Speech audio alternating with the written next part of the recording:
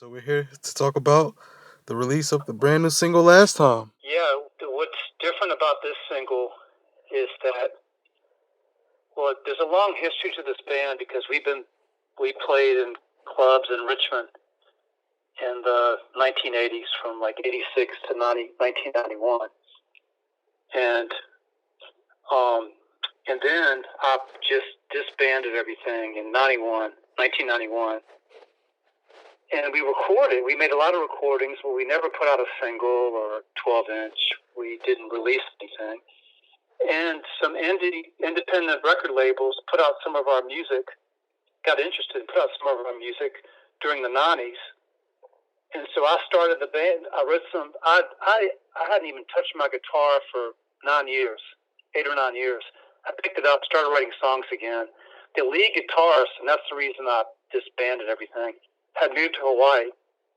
And I said, I got these songs. I sent him a cassette. Back then it was all cassettes. And he came to Richmond. We went to Sound of Music Studios and recorded 7 tracks. But since then, I've written every song.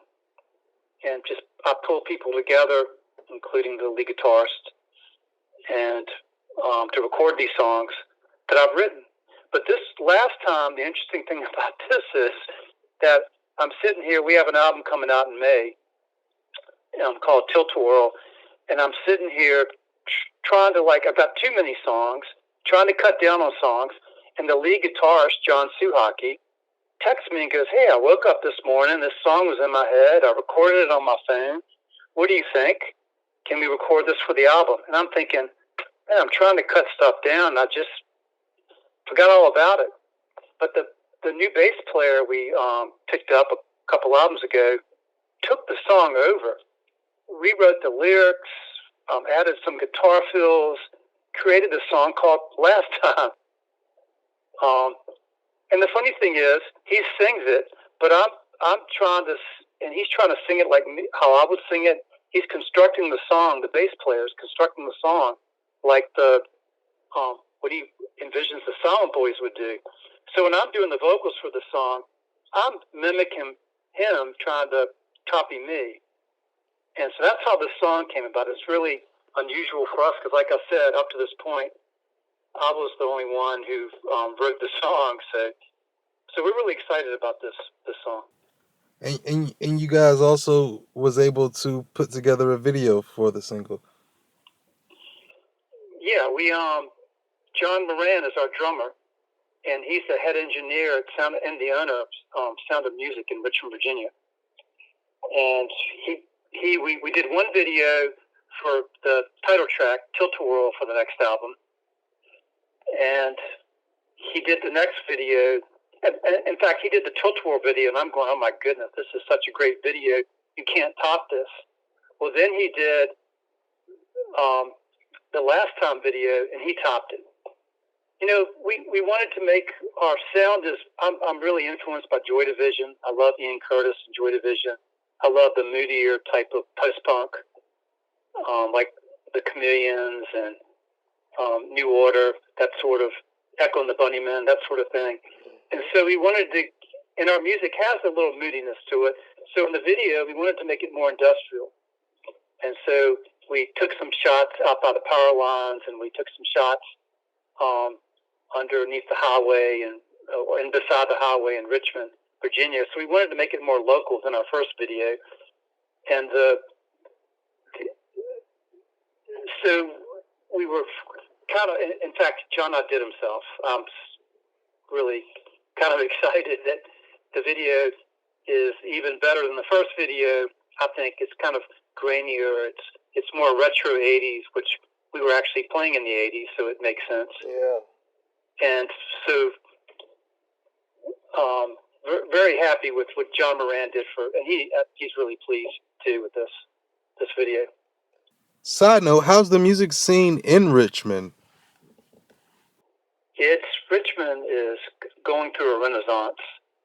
I've lived in Richmond my whole life and always said Richmond is just not a good place to be for culture and for music. But the last 8 years, it's the new Austin. It is restaurants, art, music, everything. I've heard more good bands the last 5 years than I've heard my whole life in Richmond. Oh, really?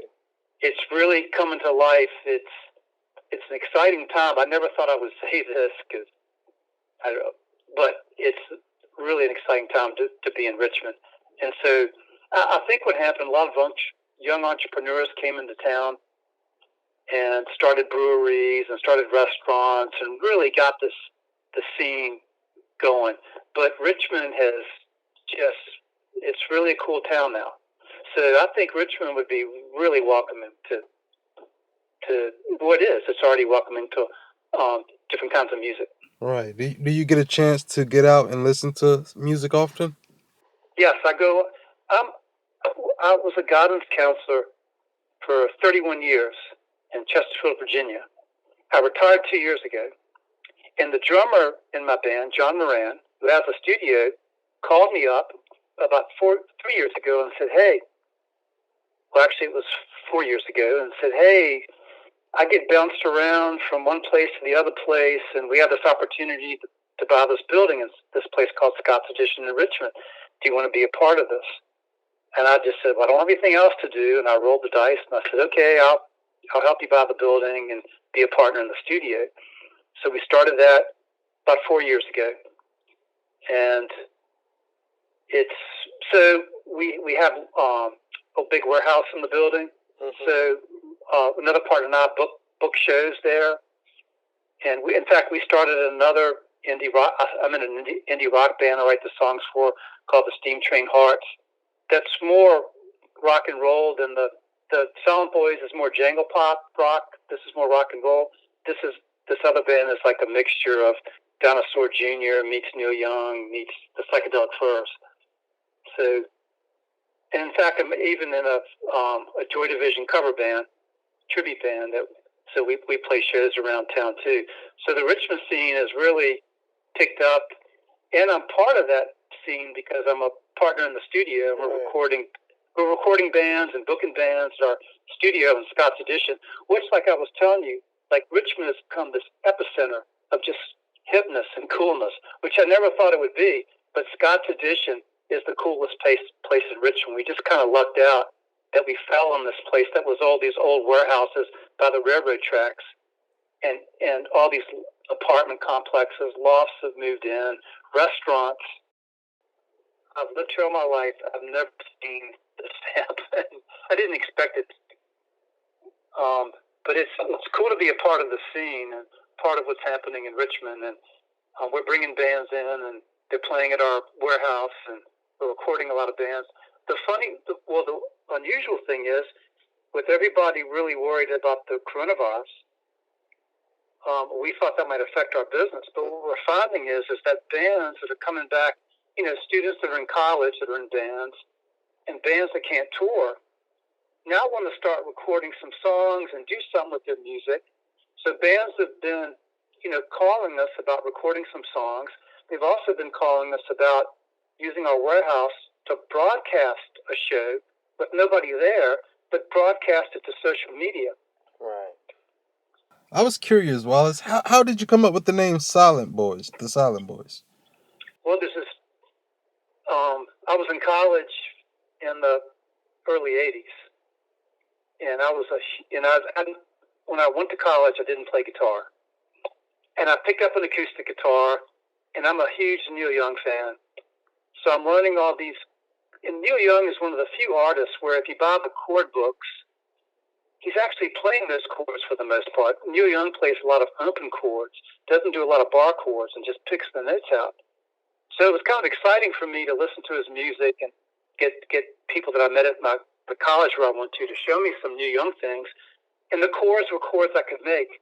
I have a busted finger, little pinky on my chording hand from all I did was play basketball my whole life, and it just got mangled. So I'm really limited in what I can do. I can't make a lot of the bar chords, but I make a lot of open chords. So I'm in college just playing a lot of Neil Young songs and learning Neil Young.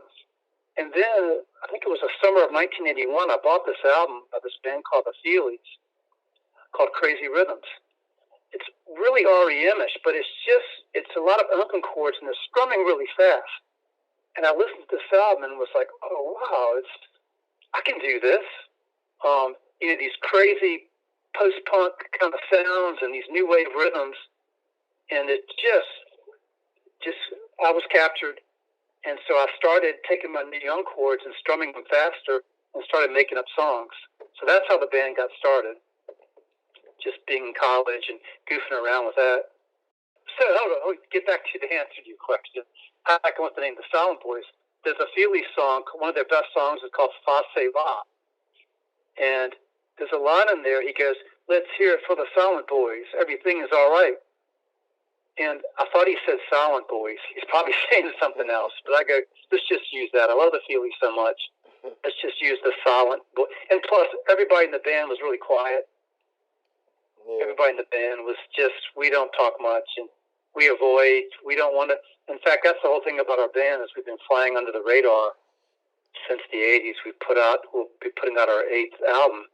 But we've done nothing to promote ourselves. We can't play live. And so we pretty much are the Silent Boys. Well, you guys have the website. I've seen the website. It looks really nice. Well, everything has been, we decided, let's see what we can do. And my wife has really been helpful. She really created the website and ramped up our Facebook page. And we've been playing the social media game, which we've ignored and haven't been a part of. But that's what music seems to have evolved. 10 years ago, I would send CDs out to magazines and send about 30 CDs out, and we get about 10 to 15 really good reviews for our music. And that made me happy, and that was that. But the whole scene has changed. All those sites I used to send it to, all those magazines no longer exist. Everything is social media driven. Right. And I didn't know how to play that game.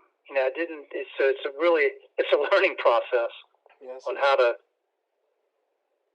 And what we actually did, we hired a publicist, Whitney Asher, who just really has made a lot of things happen for us that I never expected. So we're really pleased with what she's done for the Silent Boys. TheSilentBoys.com is our website, and there you can access all. We have a Bandcamp page, which has all of our recordings up on the Bandcamp page. That would be the silentboys.bandcamp.com. Any other words that you would like the fans to know, listeners to know? You know what? In this time that we're having, dealing with this virus and dealing with, it's scary for everybody. And I just found out that Bandcamp on last Friday, they put out that they were going to let bands receive all the profits from their music. 100% would go to the bands on Friday. And they received 15 times what they typically receive on a given day. And so, I know that I've been, the last few days, I've been home and haven't been going out because we all need to do our duty and social distance. I've been buying a lot more music than usual as well. So it's really cool that on last Friday, not just me, but people across the world were supporting bands and buying music, and I hope that continues. Yeah. So that's what I'm thinking. This is a trying time for everybody, and music can bring some joy into your life, and go out there and listen to more bands and search the internet and buy more music, support these bands that aren't able to go out and go on tour and make money the way they usually make money. So that was kind of cool what happened Friday. That Bandcamp even did that, and that so much money came pouring in for bands. Thanks for interviewing us. Call me anytime. Thanks, Wallace. Take care. All right, you too. Bye-bye. Bye-bye.